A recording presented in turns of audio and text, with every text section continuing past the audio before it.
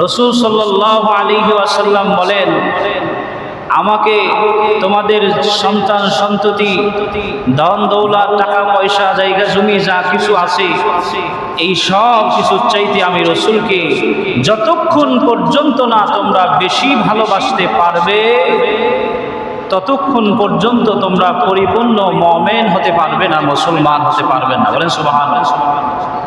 তাহলে রাসূলকে আমাদের কি করতে হবে? জীবনের চাইতেও বেশি ভালোবাসতে হবে। এটা কে বলছেন? রাসূল নিজে বলছেন। আর আল্লাহ সুবহানাহু ওয়া তাআলা বলেন সূরা আল ইমরানের 32 নম্বর আয়াতের মধ্যে আল্লাহ বলেন, কুল ইন কুনতুম তুহিব্বুনাল্লাহা ফাত্তাবিউনি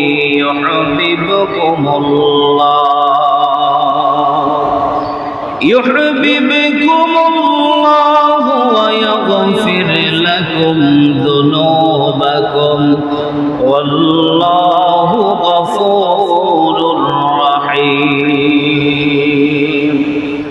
আল্লাহ রাব্বুল আলামিন বলেন, কুল হে নবী আপনি বলে দিন, ইন কুনতুম তুহিব্বুনাল্লাহ তোমরা যদি আল্লাহকে ভালোবাসতে চাও, ফাত্তাবিউনি আমি রাসূলের ইত্তেবা করো, আমি রাসূলকে ভালোবাসো। বলেন সুবহানাল্লাহ।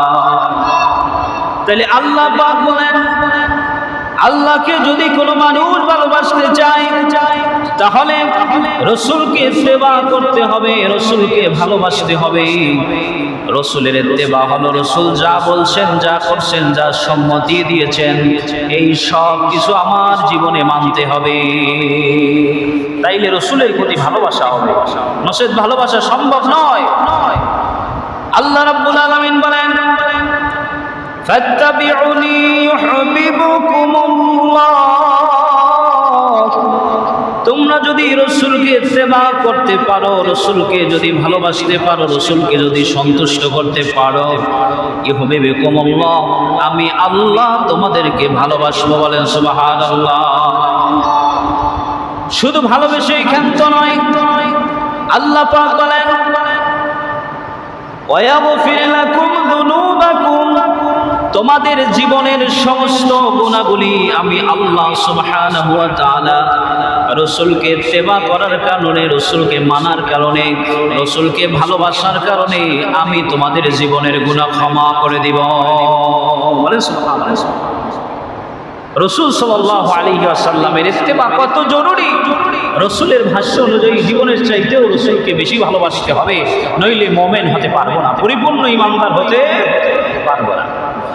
তাহলে ভাইরা আমার, বন্ধুরা আমার, এই জীবনে যদি কোনো মানুষ জান্নাতি হতে চায়, আল্লাহকে যদি ভালোবাসতে চায়, আল্লাহ সুবহানাহু ওয়া তাআলা বলেন, আমাকে কোনো মানুষ দেখতে পারে না, আমাকে কোনো মানুষ অনুভব করতে পারে না, আমাকে কোনো মানুষ কল্পনায় আনতে পারে না। পৃথিবীর জমিনে আমরা ফুল দেখেছি, ফুলের ঘ্রাণ পাই, কিন্তু ঘ্রাণ দেখা যায় না। কি বলেন, ঠিক কিনা? ঘ্রাণ দেখা যায়, ঘ্রাণ দেখা যায় না।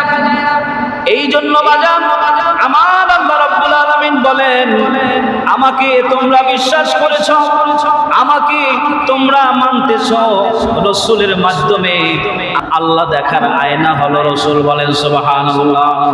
আমি এমন আল্লাহ, আমাকে দেখা যায় না, আমাকে ছোঁয়া যায় না, আমাকে বোঝা যায় না, আমাকে অনুধাবন করা যায় না, আমাকে চিন্তায় আনা যায় না, আমাকে গবেষণায় আনা যায় না। তোমরা যদি ফাত্তাবিউনি তোমরা যদি রাসূলকে মহব্বত করো, রাসূলকে ভালোবাসো, রাসূলের ইত্তেবা করো, রাসূলকে মানো, তাহলে তোমরা আমি আল্লাহর ভালোবাসা পেয়ে যাবে। বলেন সুবহানাল্লাহ। আল্লাহ দেখার আয়না হলো রাসূল।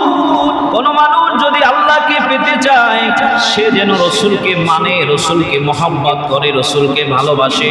যদি রাসূল সন্তুষ্ট হয়ে যায়, রাসূলকে যদি ভালোবাসতে পারে, ইত্তেবা করতে পারে, তাইলে মনে রেখো আল্লাহকে পাওয়া যাবে, জীবনের গুনাহ মাফ হবে, মরলে পরে কবর হাসর মিজান পুলসুরাতে শান্তি পাবে। কি বলেন, ঠিক কিনা?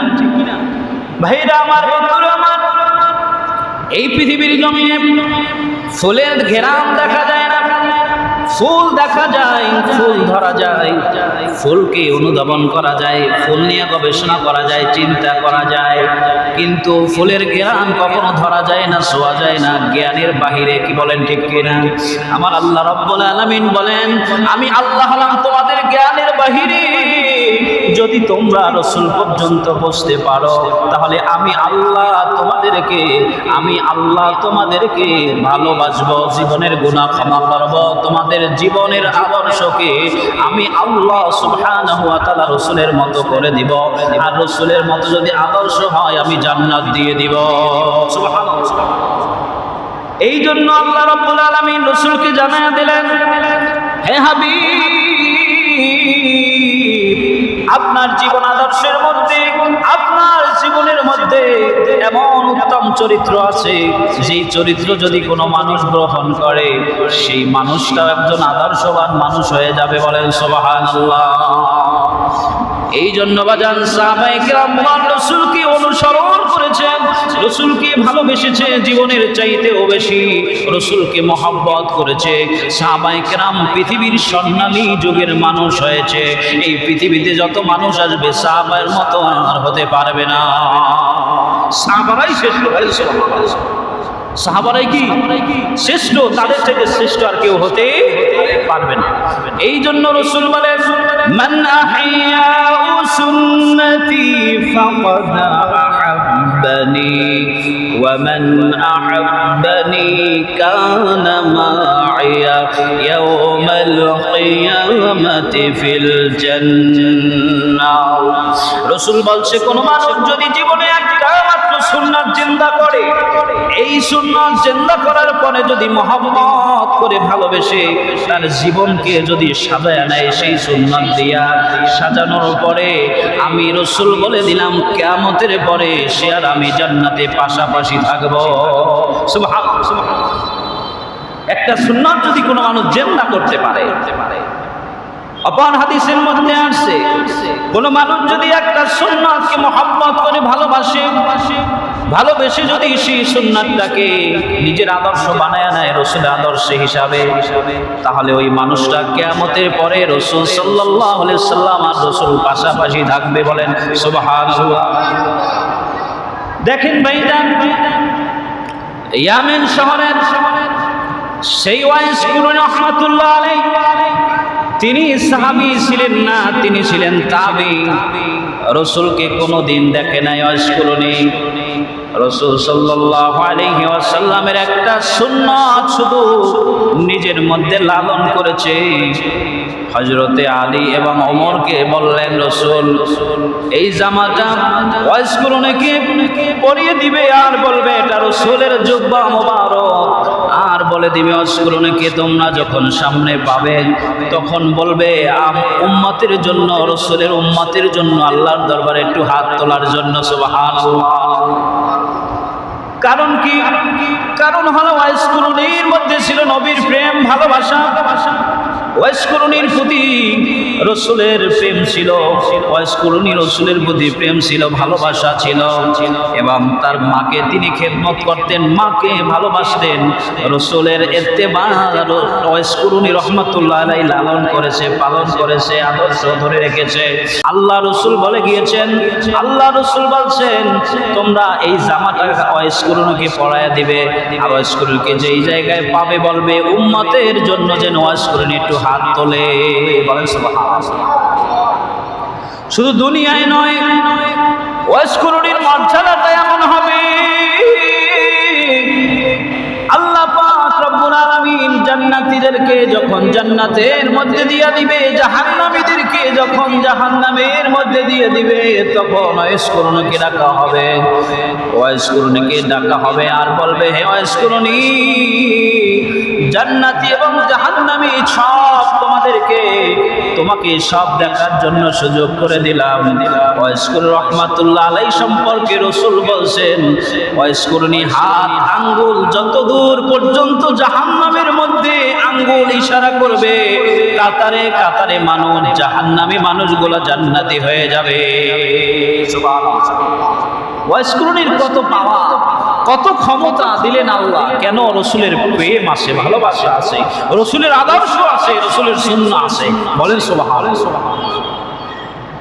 আল্লাহর নবী বলছেন জাহান্নামের দিকে এইভাবে হাত দিয়ে দিবে, জাহান্নামের দিকে আঙ্গুল ইশারা করবে।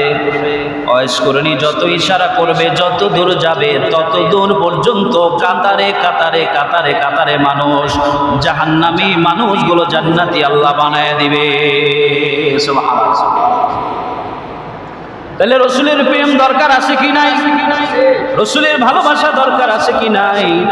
রসুলকে ভালোবাসলে এই দুনিয়ায় শান্তি আছে, আখিরাতেও শান্তি আছে কি নাই? কি আছে না বলেন? ভাইরা আমার, বন্ধুরা আমার, রসুলের সাথে যদি লেগে থাকা যায়, রসুলের প্রেমের সাথে যদি লেগে থাকা যায়, রসুলের সুপারিশ পাওয়া যায়, রসুলের মহব্বতে ভালোবাসায় জান্নাত পাওয়া যায়, হাউজে কাউসার হয়, সুপারিশ হয় নবী। কি বলেন ঠিক কি সুপারিশ হয় না? আল্লাহর হাবিব মসজিদে নববীর মধ্যে যখন খুতবা দিতেন, সেই খুতবা দিতেন উস্তনে হান্নানা একটা মরা খেজুর গাছের সাথে এলান দিয়া, মরা খেজুর গাছের সাথে হেলান দিয়ে খুতবা দিতেন। মদিনার মধ্যে একজন আনসারী মহিলা, তার সন্তান কাঠ মিস্ত্রি, তিনি চাইলেন রসুল দাঁড়ায় দাঁড়ায় খুতবা দেয়। রসুল যদি একটু বসে বসে খুতবা দিতে পারতেন তাহলে মনে হয় ভালো হতো। ওই আনসারী মহিলা তার সন্তান কাঠ মিস্ত্রি, তার মাধ্যমে সাবা থেকে কাঠ সংগ্রহ করে কিছু সুন্দর সুন্দর মেম্বার ডিজাইন দেখে দেখে এমন একটা সুন্দর মেম্বার তৈরি করে দিলেন, দৃষ্টিনন্দন মেম্বার। যেই মেম্বারটা দেখতে চকচকা ঝকঝকা এবং সুন্দর, চোখেও যেভাবে দেখতে ভালো, জিনিসটাও তেমন মজবুত। ওই আনসারী মহিলা রাসূল সাল্লাল্লাহু আলাইহি ওয়াসাল্লামকে এই মেম্বার খানা হাদিয়া দিয়ে দিলেন আর বললেন, ইয়া রাসূলুল্লাহ, আমার প্রেম ভালোবাসা আপনার প্রতি আমি লক্ষ্য করলাম আপনি দাঁড়ায় দাঁড়ায় খুতবা দেন, আপনি যদি বসে বসে খুতবা দিতে পারতেন একটু আরাম হতো। এই জন্যই ইয়া রাসূলুল্লাহ, ইয়া হাবিবাল্লাহ, আমি আমার পক্ষ থেকে এটা আপনাকে হাদিয়া দিলাম। বলেন সুবহানাল্লাহ। হাদিয়া দেওয়া সুন্নাত, গ্রহণ করাও কি সুন্নাত। এই জন্য রাসূল গ্রহণ করলেন।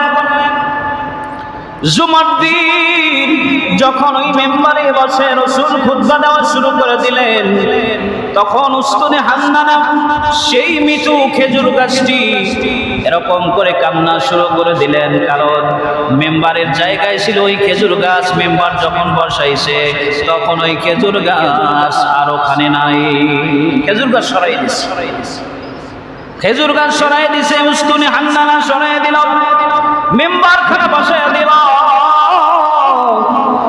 আর খুতবা যখন শুরু করে দিয়েছে রাসূল, তখন পিছন দিক দিয়ে কান্না শুনতে পায়। সাহাবায়ে কিরামদেরকে জিজ্ঞাসা করে, তোমাদের মধ্যে কে কাঁদে? দেখে কেউ কাঁদে না। রাসূল শুনতে পাইলেন রাসূলের পিছনে গুনগুন করে কাঁদে। কে কাঁদে রাসূল খুঁজলেন, খেজুর গাছ উস্তনে হান্নানা এতদিন পর্যন্ত হেলাম দিয়া রাসূল যেই হেলাম দিয়া রাসূলের শরীর মোবারক লাগায়া লাগায়া যেই উস্তনে হান্নানা খেজুর গাছের উপরে খুতবা দিতেন, খেজুর গাছের পাশে দাঁড়ায় খুতবা দিতেন। ওই খেজুর গাছকে আমরা হয় নাই কাঁদতেছি, তখন জিজ্ঞেস করলেন আল্লাহর রাসূল, উস্তনে হান্নানা তুমি কেন কাঁদো? রাসূল সাল্লাল্লাহু আলাইহি ওয়াসাল্লামের সাথে কথোপকথন হচ্ছে, মরা খেজুর গাছ কথা বলতেছে। সুবহানাল্লাহ। উস্তনে হান্নানা বলতেছে, মরা খেজুর গাছ বলতেছে, ইয়া রাসূলুল্লাহ, দীর্ঘদিন যাবত আমার শরীরে এলান দিয়ে আপনি খুতবা দিয়েছেন, আপনার সাথে আমার একটা মহব্বত হয়ে গেছে, ভালোবাসা হয়ে গেছে। আমি খেজুর গাছ আপনাকে ভালোবাসি। বলেন সুবহানাল্লাহ। ইয়া রাসূলুল্লাহ, কোন মহিলা আপনাকে একটা মেম্বার দিয়া দিল? ওই মেম্বার যখন আসলো আমাকে সরানো হলো, মেম্বার বসানো হলো। ইয়া রাসূলুল্লাহ, আপনার স্পর্শ আমি এখন পাই না। ইয়া রাসূলুল্লাহ, এই জন্য আমি কাঁদি। সুবহানাল্লাহ। এই জন্য আমি কাঁদি ইয়া রাসূলুল্লাহ, এই জন্য আমি কাঁদি। যদি মেম্বার সরাই আবার যদি আপনি আমার ওই জায়গায় রাখেন, আমি কান্না বন্ধ করবো, নাইলে বন্ধ করবো না। বলেন সুবহানাল্লাহ। তখন রাসূল বললেন, যুগের পরিবর্তন আছে, তোমার সময় এক অবস্থা ছিল, এখন একজনে আমাকে হাদিয়া দিছে, এই জন্য গ্রহণ করছি। এখন তুমি কি চাও? তোমাকে আমি জিন্দা করে দেই, মাটিতে তোমাকে রোপণ করে দেই, তোমার ডালপালা হবে, সুন্দর খেজুর দিবে, সেই খেজুর মানুষ খাবে, আমিও খাবো। বললেন, ইয়া রাসূলুল্লাহ, আমি এতে সন্তুষ্ট না। বলেন সুবহানাল্লাহ। ইয়া রাসূলুল্লাহ, আমি আপনাকে ভালোবাসি, আপনিও আমাকে ভালোবাসেন। ইয়া রাসূলুল্লাহ, আমি আপনার সঙ্গে দুনিয়ায় ছিলাম, আমি মৃত খেজুর গাছ, আমাকে আল্লাহ পাক কথা বলার শক্তি দিয়েছে। ইয়া রাসূলুল্লাহ, ইয়া হাবিবাল্লাহ, আপনি যদি আমাকে রোপণ করে দেন, সুন্দর ডালপালা হয়, খেজুর হয়, সাহাবায়ে কেরাম খাবে, মানুষ খাবে, তুমি কিয়ামত পর্যন্ত বেঁচে থাকবে। রাসূল সাল্লাল্লাহু আলাইহি সাল্লাম বললেন, তুমি কিয়ামত পর্যন্ত বেঁচে থাকবে আর খেজুর দিতে থাকবে, সব খেজুর গাছ মরে যাবে, তুমি মরবে না। বললে, ইয়া রাসূলুল্লাহ, ইয়া হাবিবাল্লাহ, আমি এতে সন্তুষ্ট না, আমি চাই, ইয়া রাসূলুল্লাহ, ইয়া হাবিবাল্লাহ, আমি আপনার ভালোবাসা চাই। বলেন সুবহানাল্লাহ। আল্লাহর হাবিব বললেন, তুমি আমাকে ভালোবাসো, আমিও তোমাকে ভালোবাসি। দুনিয়ায় যখন আমার সাথে তুমি ছিলা, দুনিয়ায় যখন তুমি আমার সঙ্গে ছিলা, আমাকে মহব্বত করতা, তোমার শরীরে আমি হেলান দিয়া আমি রাসূল খুতবা দিতাম। তাইলে পরে তুমি আমাকে ভালোবাসো, আমিও তোমাকে ভালোবাসি। তাহলে শুনে নাও, শুনে নাও, জান্নাতের মধ্যে আমি রাসূল সাল্লাল্লাহু আলাইহি ওয়াসাল্লাম থাকব, তুমি উস্তনে হান্না নাও, জান্নাতের মধ্যে থাকবে। জান্নাতের মধ্যে তোমাকে জিন্দা করে দেওয়া হবে, তোমার ডালপালা হবে, খেজুর হবে, ওই খেজুর আমি মুহাম্মাদুর রাসূলুল্লাহ সাল্লাল্লাহু আলাইহি ওয়াসাল্লাম খাবো। বলেন সুবহানাল্লাহ। আমি জান্নাতীদেরকে নিয়ে তোমার খেজুর জান্নাতের মধ্যে খাবো। রাসূলের প্রেম, রাসূলের ভালোবাসা যখন একজন খেজুর গাছ গ্রহণ করলো, একজন খেজুর গাছ উস্তনে হান্নানা যখন রাসূলকে হৃদয়ের মধ্যে যখন ভালোবাসলো, ভালোবাসা নিল, তখন রাসূলের সঙ্গে মেশার কারণে রাসূল সাল্লাল্লাহু আলাইহি ওয়াসাল্লামের সাথে জান্নাতে যাওয়ার সুযোগ হয়ে গেল। সুবহানাল্লাহ। রাসূল সাল্লাল্লাহু আলাইহি ওয়াসাল্লামকে ভালোবাসলে সেই ভালোবাসার অপর নাম হলো এই ঈমানদার। সেই ঈমানদার কোথায় যাবে? ঈমানদার যাবে রাসূল সাল্লাল্লাহু আলাইহি ওয়াসাল্লামের সাথে জান্নাতে। বলেন সুবহানাল্লাহ। হুব্বুর রাসূল মিনাল ঈমান, রাসূলের ভালোবাসাই হলো ঈমান, রাসূলের ইত্তেবা হলো ঈমান। কিন্তু রাসূল সাল্লাল্লাহু আলাইহি ওয়াসাল্লামের আদর্শ যদি কোনো মানুষ না মানে, রাসূলকে যদি কোনো মানুষ মহব্বত না করে, সেই মানুষটা জীবনে ভরপুর যদি আমলও করে, সেই আমল আল্লাহর কাছে গ্রহণযোগ্য হবে না। রাসূলের ইত্তেবা করতে হবে, রাসূলকে ভালোবাসতে হবে। কি বলেন, ঠিক কিনা? এই দুনিয়া রাসূলকে ভালোবাসি, রাসূলকে ভালোবাসলে রাসূলের প্রতি আদব থাকতে হবে, মুহাম্মদ থাকতে হবে, ভালোবাসা থাকতে হবে। কি বলেন, ঠিক কি? ভালোবাসা থাকবে আদবের সহিত। কি বলেন, ঠিক কি না? রাসূলের ভালোবাসা কিভাবে থাকবে? রাসূলের ভালোবাসা আদবের সহিত থাকবে, রাসূলের মুহাম্মদটা আদবের সহিত থাকবে। এখন আপনার মনে রাসূলের প্রতি প্রেম আছে, রাসূলের প্রতি আদব নাই, তাহলে ওই ভালোবাসা দিয়ে কোনো কাজ হবে না, কোনো লাভ হবে না। তিনি বলতে দেরি, মানতে দেরি নাই। বলেন সুবহানাল্লাহ। ক্বালু সামি'না ওয়া আতা'না। রাসূল সাল্লাল্লাহু আলাইহি ওয়াসাল্লাম সাহাবায়ে কিরামদেরকে যা বলতেন সব কিছু তারা মেনে নিতেন। বলেন সুবহানাল্লাহ। হযরতে আবু বকর রাদিয়াল্লাহু তাআলা আনহু রাসূলকে মহব্বত করতেন, ভালোবাসতেন, হিজরতের সঙ্গী ছিলেন আবু বকর। কি ঠিক কিনা বলেন? এই ঘটনা আপনারা জানেন না? আবু বকরকে বলছেন, আল্লাহর হাবিব সাল্লাল্লাহু আলাইহি সাল্লামকে বলছেন, হে আবু বকর, কোন দিন যেন মক্কা ছেড়ে মদিনায় যেতে হয়, মক্কার অবস্থা বেশি ভালো না।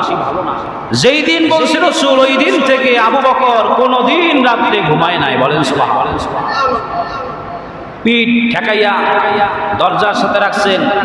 খাটের উপরে শুইলে, বিছানার উপরে শুইলে ঘুম আসতে পারে, রসুল ডাক দিবেন, এমনি মুহূর্তে যদি আমি ডাকে সাড়া না দিতে পারি তাইলে রসুলের সাথে বেয়াদবি হয়ে যাবে। হযরতে আবু বকর রাদিয়াল্লাহু তাআলা আনহু এইরকম করে প্রত্যেকটা রাতে দরজার সাথে হেলান দিয়া থাকতেন, দরজার সাথে হেলান দিয়া থাকতেন। আবু বকর রাদিয়াল্লাহু তাআলা আনহু একদিন রাতে গভীরে শুনলেন, আসসালামু আলাইকুম আবু বকর। আবু বকর বুঝতে পারলেন এটা রাসূলের কণ্ঠ। আবু বকর জবাব দিলেন, লাব্বাইকা সাদাইকা ইয়া রাসূলুল্লাহ ওয়া আলাইকুমুস সালাম। বলেন সুবহানাল্লাহ।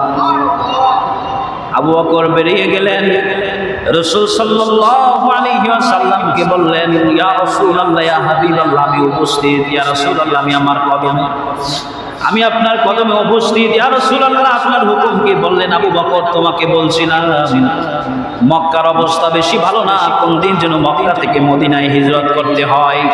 আল্লাহ পাক আমাকে বলছেন, হে হাবিব, হে দোস্ত, আপনাকে একদিন হিজরত করতে হবে।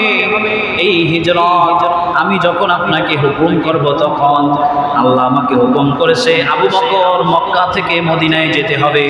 বলেন সুবহানাল্লাহ। আবু বকর বললেন, ইয়া রাসূলুল্লাহ, মক্কা থেকে মদিনার দিকে রওনা হব। ইয়া রাসূলুল্লাহ, কোন শত্রু যদি আমাদেরকে দেখে ফেলে তাইলে তো তারা আক্রমণ করবে। আল্লাহর হাবিব বলেন, আমাদেরকে এই রাতের মধ্যেই রওনা দিতে হবে, রাতের মধ্যেই বসতে হবে। আল্লাহর হাবিব সাল্লাল্লাহু আলাইহি ওয়াসাল্লাম মক্কা থেকে মদিনার দিকে রওনা হলেন।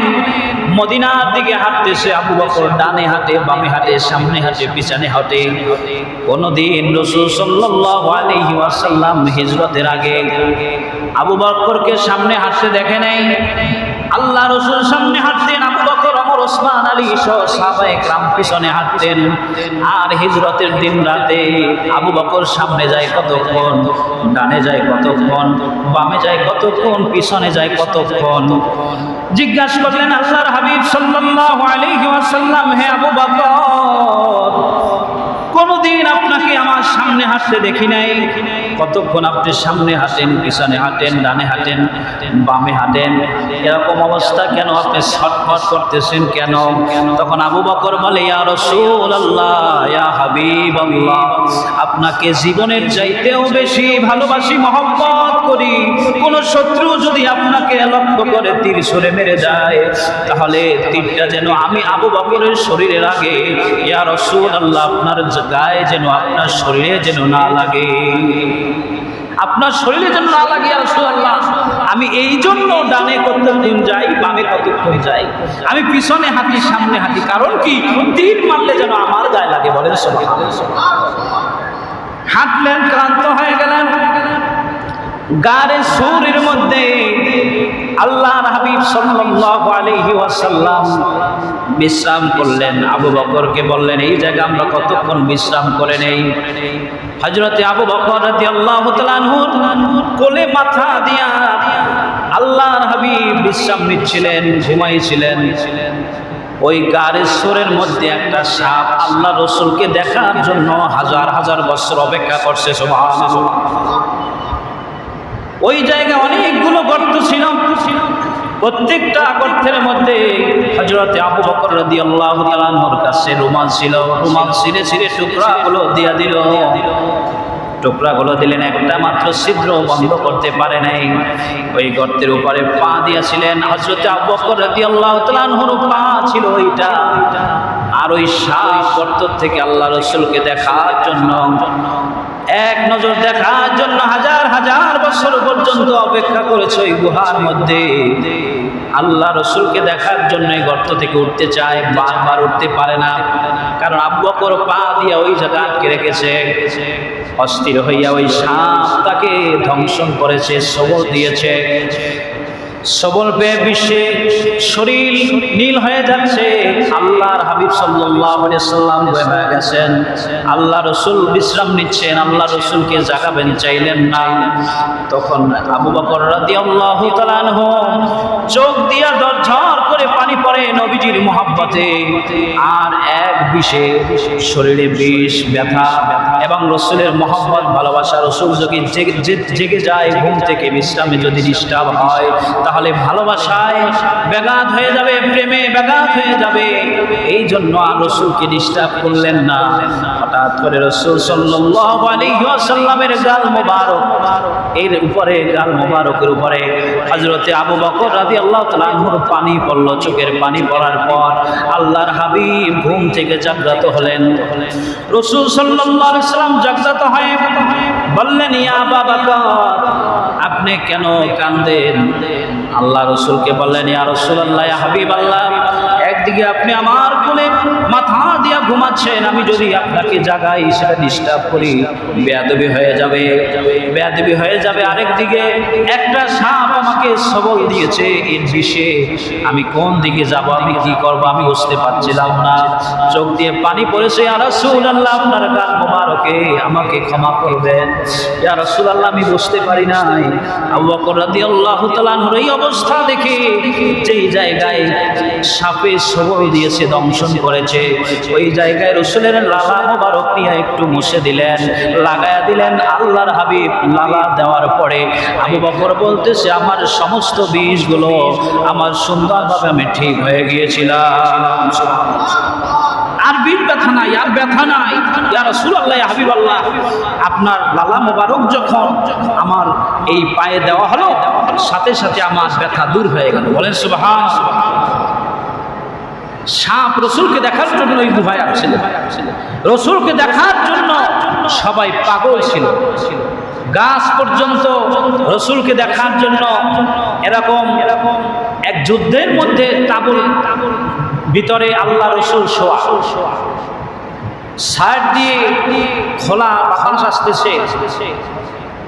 একজন সাহাবী রাতের বেলা পাহারা দেয়, একজন সাহাবী দিনের বেলা পাহারা দেয়।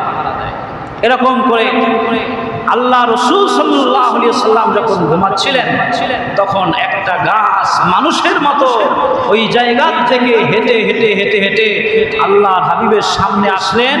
আল্লাহ রসুলকে দেখলেন, আবার জায়গায় গিয়ে বসে গেলেন। সুবহানাল্লাহ। আল্লাহর হাবিব জাগ্রত হওয়ার পর আল্লাহর হাবিবকে ওই সাহাবী বলছিলেন, ইয়া রাসূলুল্লাহ, আমি দেখতে পেলাম মানুষের মতো হেঁটে হেঁটে, মানুষ যেভাবে হেঁটে আসে, ওই গাছটা তার স্থান থেকে উঠে গেল, শিকার সহ উঠে মানুষের মতো হাঁটতে হাঁটতে হাঁটতে আপনার সামনে আসলো। কিছুক্ষণ দাঁড়ায়া থাকলো, দাঁড়ায়া থাকার পর আবার কিছুক্ষণ পর ওই জায়গায়, যেই জায়গায় ছিল ওই জায়গায় গিয়ে বসলো, ওই জায়গায় দাঁড়ায়া থাকলো। মনে হয় যেন ওই গাছটা আর ওঠে নাই। বলেন সুবহানাল্লাহ।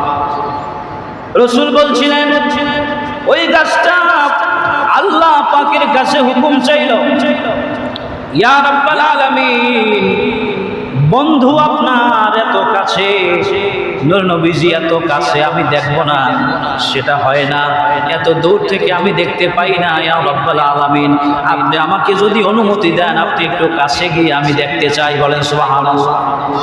আল্লাহ পাক মঞ্জুর করলেন। ওই গাছ রসুলকে দেখার সুযোগ পেল। রসুল সাল্লাল্লাহু আলাইহি ওয়াসাল্লামকে পাথর ভালোবাসতো। বলেন সুবহানাল্লাহ। রসুলকে পাহাড় ভালোবাসতো। উহুদের যুদ্ধের সময় যখন রসুলের দান্দান মোবারক শহীদ হলো, রক্ত ঝরঝর করে পড়তেছে, রসুল সাল্লাল্লাহু আলাইহি ওয়াসাল্লাম বেহুশ হয়ে গেলেন। রসুল শুয়ে গেলেন উহুদ পাহাড়ের উপরে। সেই উহুদ পাহাড়ের উপরে রসুলের মাথা মোবারকের নিচে যে পাথর দিলেন, সেই পাথরটা তুলার মতো নরম হয়ে গিয়েছিল। সুবহানাল্লাহ। উহুদ পাহাড়ে এখনো গেলে দেখা যায় এইরকম করে উহুদ পাহাড়ের ফাটল দেখা যায়। কতক্ষণ সামনে আগাইলে দেখা যায় যে ওই জায়গায় একজন মানুষ দাঁড়াতে পারবে, এত দূর পর্যন্ত ফাঁকা। উহুদ পাহাড় বলছিলেন, ইয়া রাসূলুল্লাহ, ইয়া হাবিবাল্লাহ, শত্রুরা আপনাকে আক্রমণ করতে পারে, ইয়া রাসূলুল্লাহ, আপনি আমার ভিতরে আসেন। বলেন সুবহানাল্লাহ। পাহাড় পর্যন্ত রসুলকে ভালোবাসে। রসুল বলছে, আমি উহুদ পাহাড়কে ভালোবাসি, উহুদ পাহাড় আমাকে ভালোবাসে। বলেন সুবহানাল্লাহ। ভাইরা আমার, বন্ধুরা আমার, তাহলে রসুলের ইত্তেবা আমাদেরকে করা দরকার আছে কি নাই? আতিউল্লাহ ওয়া আতিউর রাসূল, আল্লাহ রাসূল সাল্লাল্লাহু আলাইহি ওয়াসাল্লাম এবং আল্লাহ ইত্তেবা করতে হবে। যদি ইত্তেবা করা যায় তাহলে আল্লাহ পাকের রহমত নাজিল হবে, আল্লাহর রহমত বর্ষণ হবে, নাইলে আল্লাহর রহমত বর্ষণ হবে না। ভাইরা আমার, বন্ধুরা আমার, হযরতে আবু বকর রাদিয়াল্লাহু তাআলা আনহুর মহব্বত ভালোবাসা দুনিয়ায় যেভাবে ছিল মৃত্যুর পরেও সেভাবে ছিল। বলেন সুবহানাল্লাহ। আবু বকর ইন্তেকাল করলেন। হযরতে আবু বকর রাদিয়াল্লাহু তাআলা আনহু ইন্তেকালের সময় ওসিয়াত করলেন, ওসিয়াত করে গেলেন, আমাকে জান্নাতুল বাকিতে দাফন করবে। আমার মনে বড় ইচ্ছা, আমি রসুলের পাশে কবরস্থ হতে চাই, আমি রসুলের সাথে থাকতে চাই। দুনিয়ায় যেভাবে রসুলের সাথে ছিলাম, মৃত্যুর পরেও রসুলের কাছে থাকতে চাই। রসুলের রওজা মোবারকের সামনে নিয়ে আমাকে রসুলের কাছে আমার সালাম পৌঁছাবে। রসুল যদি অনুমতি দেয় তাহলে তোমরা আমাকে রসুলের পাশে দাফন করবে, আর যদি আমাকে রসুল অনুমতি না দেয় আমাকে জান্নাতুল বাকিতে দাফন করবে। রসুল যদি অনুমতি দিয়া দেয় তাহলে আর দেরি করবে না, সাথে সাথে রসুলের রওজার পাশে আমাকে দাফন করবে। আবু বকর রাদিয়াল্লাহু তাআলা আনহু ইন্তেকাল করলেন, গোসল করানো হলো। এরকম করে রাসূল সাল্লাল্লাহু আলাইহি সাল্লামের রওজার সামনে খাটিয়ানা খানা দাঁড়া করানো হলো। আল্লাহ রাসূল সাল্লাল্লাহু আলাইহি সাল্লামের রওজার সামনে যাইয়া আবু বকরের সালাম পৌঁছে দেওয়া হলো। বলা হলো, ইয়া রাসূলুল্লাহ, ইয়া হাবিবাল্লাহ, আবু বকর রাদিয়াল্লাহু তাআলা আনহু আপনার হিজরতের সঙ্গী, আপনার দুনিয়ায় সঙ্গী ছিলেন, আপনার বন্ধু ছিলেন। আপনি যদি অনুমতি দেন তাহলে আপনার পাশে কবরস্থ হতে চাই। সুবহানাল্লাহ। হযরতে আবু বকর রাদিয়াল্লাহু তাআলা আনহুর সালাম পাইয়া রাসূল সাল্লাল্লাহু আলাইহি ওয়াসাল্লামের জবাব আসলো, ওয়া আলাইকুমুস সালাম ওয়া রাহমাতুল্লাহ। বন্ধু তো বন্ধুর কাছেই শায়িত হবে, আর দেরি করো না, আমার রওজার পাশে আবু বকরকে কবরস্থ করে দাও। সুবহানাল্লাহ। আবু বকরকে কবরস্থ করে দাও। তালা খুলে গেল, আল্লাহর হাবিবের রওজার তালা খুলে গেল। আবু বকর রাদিয়াল্লাহু তাআলা আনহু খাটিয়ানা খানা ধরে কবর বানায়া সুন্দর করে কবরস্থ করা হলো। এখনো গেলে দেখবেন আল্লাহ রসুলের পাশে আর কারো কবর নাই, হযরতে আবু বকর রাদিয়াল্লাহু তাআলা আনহুর কবর। বলেন সুবহানাল্লাহ। ওই জায়গায় মা আয়েশা রাদিয়াল্লাহু তাআলা আনহা কবরস্থ হওয়ার কথা ছিল। আবু বকর রাদিয়াল্লাহু তাআলা আনহু তিনি যখন তার কাছে এই সংবাদ পেল, যদি আপনার অনুমতি থাকে তাহলে আমি ওই জায়গায় কবরস্থ হতে চাই। বললেন, ঠিক আছে, আপনি আল্লাহ রসুলের সঙ্গী ছিলেন, হিজরতের সাথী ছিলেন, আপনাকে অনেক ভালোবাসতেন, আপনিও রসুলকে অনেক ভালোবাসতেন, এ জায়গায় শোয়ার তো হক আমার, কিন্তু আপনার খাতিরে আমি দিয়ে দিলাম। বলেন সুবহানাল্লাহ। তারপরে রাসূল সাল্লাল্লাহু আলাইহি ওয়াসাল্লামের ইন্তেকাল হয়ে গেল। এরপরে যখন আবু বকর মারা গেল, অনুমতি না নিয়ে আবু বকর বললেন, যদি অনুমতি না দেয় আমাকে ওখান থেকে নিয়ে আসবে, আমাকে নিয়ে এসে জান্নাতুল বাকিতে দাফন করবে। খবরদার, যদি এইটা করো, তোমরা অনুমতিবিহীন যদি রাসূলের রওজার পাশে দাফন করো তাহলে ভালোবাসার মধ্যে বেয়াদবি হয়ে যাবে। আমি আবু বকর রাসূলের সাথে ইন্তেকালের পরেও বেয়াদবি করতে চাই না। বলেন সুবহানাল্লাহ। রসুল ছিলেন হায়াতুন নবী, রসুল ছিলেন জিন্দা। রবিউল আউয়াল মাস, আজকে চতুর্থ খুতবা। এই রবিউল আউয়াল মাসের সোমবারে আল্লাহ রসুল সাল্লাল্লাহু আলাইহি ওয়াসাল্লাম ইন্তেকাল করেন। আল্লাহ রসুলের ইন্তেকালের সময়ে হযরতে জিবরিল আমিন চতুর্থ আসমানে বসে কান্দে। আজরাইল আলাইহিস সালাতু ওয়াস সালাম জিবরিল আমিনকে বললেন, হে ভাই জিবরিল, আল্লাহ সুবহানাহু ওয়া তাআলা এই পৃথিবীর জন্য যত নবী এবং রাসূল পাঠিয়েছে, যত মানুষ পাঠিয়েছে, কারো সাথে কোনো অনুমতি নাই। মালাকুল মউত বলতেছে, আজরাইল বলতেছে, হে জিবরিল, আল্লাহ রসুলের কাছে অনুমতি নিয়ে আমাকে প্রবেশ করতে বলছে। আল্লাহ রসুলের হুজরা মোবারকে আল্লাহ রসুল যদি দুনিয়ার থেকে আসতে চায় তাহলে আল্লাহ রসুলকে ওফাত নেওয়ার জন্য, জান কবজের জন্য বলা হয়েছে। আর যদি অনুমতি না দেয় তাহলে রসুল দুনিয়ায় যতদিন ইচ্ছা ততদিন থাকবে। আল্লাহ পাক এই হুকুম করেছেন। জিবরিল আমিন আল্লাহ রসুলকে সালাম দিলেন। সালাম দেওয়ার পর বললেন, ইয়া রাসূলুল্লাহ, ইয়া হাবিবাল্লাহ, হুজুর এই পৃথিবীর থেকে আল্লাহ সুবহানাহু ওয়া তাআলা এই পৃথিবীর থেকে সকলকেই নিয়ে গেছেন। আল্লাহ সুবহানাহু ওয়া তাআলা মালাকুল মউত আপনার সামনে আসতে চায়। আল্লাহ সুবহানাহু ওয়া তাআলা আপনাকে সালাম জানিয়েছে আর বলছেন, আপনি যদি এই জায়গায় কিয়ামত পর্যন্ত যদি থাকতে চান আপনি থাকতে পারবেন। আর যদি আল্লাহ সুবহানাহু ওয়া তাআলা বলছেন আপনার দিদারের অপেক্ষায় আছেন আল্লাহ পাক, বলেন সুবহানাল্লাহ, আল্লাহ পাক আপনার দিদারের অপেক্ষায় আছেন। ইয়া রাসূলুল্লাহ, আপনি আল্লাহর রাসূল সাল্লাল্লাহু আলাইহি সাল্লাম এই পৃথিবীর মধ্যে কোনো মানুষের কাছে আজরাইল অনুমতি নিয়ে আসে নাই, আপনার কাছে আজরাইল আসার অনুমতি চায়। তখন আল্লাহ রাসূলের সামনে জিবরিল আমিন এই আয়াতখানা তেলাওয়াত করেছিলেন, ওয়ালাল আখিরাতু খায়রুল লাকা মিনাল উলা। রাসূল সাল্লাল্লাহু আলাইহি ওয়াসাল্লামকে বলছেন, ইয়া রাসূলুল্লাহ, আল্লাহ পাক এই দুনিয়ায় আপনাকে যত মান ইজ্জত দিয়েছে, সম্মান দিয়েছে, তার চাইতে আখিরাতে আল্লাহ পাক আপনাকে আরো সম্মান দিবে, বলেন সুবহানাল্লাহ। তখন আল্লাহ সুবহানাহু ওয়া তাআলা যখন আজরাইলকে আল্লাহ রাসূলের ইন্তেকালের জন্য বললেন, আল্লাহ রাসূলের কাছে আজরাইল ইন্তেকাল হওয়ার জন্য রাসূলকে বললেন, আমি আপনার জান কবজ করতে চাই, আপনি যদি অনুমতি দেন। বললেন, ঠিক আছে, দুনিয়ার নিয়ম যেতেই হবে, জান কবজ করে ফেলো। জান কবজ করলেন। ওই সময় জান কবজ করার আগে জিবরিল আমিনকে ডাকলেন। ডাকার পর বললেন, বাদাল মাউতে লি উম্মতি, উম্মতের কি অবস্থা হবে এই ফয়সালা আগে দাও। তখন আল্লাহর পক্ষ থেকে জিবরিল আমিন ইলহাম আনলেন যে উম্মতগুলোকে দেখাশোনা করার জন্য একমাত্র আল্লাহ সুবহানাহু ওয়া তাআলা পাহারাদার হয়ে যাবে। এই উম্মত দেখার জন্য কি, রাসূল উম্মত দেখার জন্য কি, আল্লাহ পাক নিজে পাহারাদারি করবেন। তাতে আল্লাহ রাসূলের ইত্তেবা এবং আল্লাহর ইত্তেবা করলে জান্নাত, যদি না করে জাহান্নাম ছাড়ার উপায় নাই। কি বলেন, ঠিক কি? রাসূলের জান মুবারক কবজ করা হলো। রাসূল ইসলামের জান মুবারক যখন কবজ করলেন, তখন আজরাইল হাতে নিয়ে থরথর করে কাঁপে। তখন আল্লাহর আরশে আজিমে নিয়ে যাবে জান, না জমিনে থইবে না।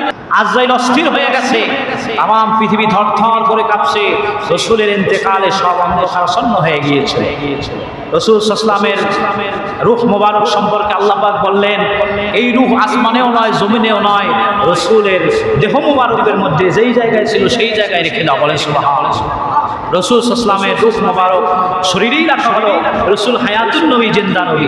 সোমবারে ইন্তেকাল করলেন, মঙ্গলবার গেল, বুধবারে রাসূলের দাফন হলো। এই এত ব্যবধান কেন হলো? রাসূলের জন্য কাঁদছে উম্মত, কাঁদছে। লাস্ট পর্যায়ে আবু বকর যায়া রাসূল সাল্লামের কপাল মোবারকে চুমো দিলেন এবং রাসূলের ঠোঁট মোবারকের সামনে কান নিলেন। তখন শুনতে পাইলেন, ইয়া হাবলি ইয়া উম্মতি, রাসূল উম্মতের কথা বলতেছে। তখন বললেন, রাসূল মরে নাই, দুনিয়ার নিয়ম অনুযায়ী রাসূলকে আড়াল হতে হবে, এই জন্য আল্লাহ পাক তার জান কবজ করেছেন, তার রূহ আবার ভিতরে দিয়েছেন। দলে দলে মানুষগুলো এরকম দুরূদ শরীফ পড়ে পড়ে লক্ষ লক্ষ মানুষ রাসূলের রওজা যেই জায়গায় আয়েশার হুজরা ছিল সেই জায়গায়, ওই জায়গায় রাসূলের চতুর্পাশে ঘুরে ঘুরে দুরূদ শরীফ পড়ছিল। আমরা মারা গেলে যেভাবে জানাজা হয় এইভাবে জানাজা হয় নাই। রাসূলের জানাজা হয়েছিল কেমন করে? দুরূদ শরীফ পড়ে পড়ে রাসূলের জানাজা হয়েছে। এই জন্য বাজান, রাসূল সাল্লাল্লাহু আলাইহি ওয়াসাল্লাম আমাদের থেকে আড়াল হয়েছেন, রাসূল মরে নাই। রাসূল জিন্দা রওজায়। রাসূল সাল্লাল্লাহু আলাইহি ওয়াসাল্লামের আদর্শ যদি আমরা লালন করতে পারি, রাসূলের সুপারিশ পাওয়া যাবে। রাসূলকে মহব্বত করলে রাসূলের সুপারিশ পাওয়া যাবে। কি বলেন, ঠিক কি না?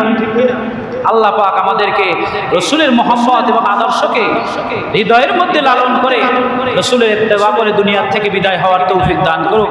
সকলে বলি আমিন।